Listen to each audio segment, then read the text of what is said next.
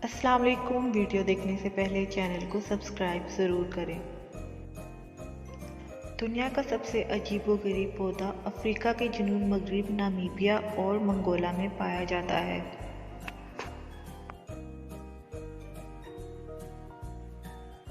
इसकी उम्र 300 और 1500 बरस के दरमियान होती है,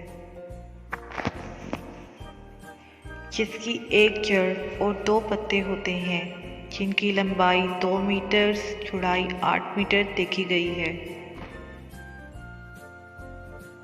पौधे का नाम उसके दरियाफ्त 1859 करने वाले ऑस्ट्रिया के बाशिंदे की निस्बत से फ्रेडरिक वेल्विश रखा।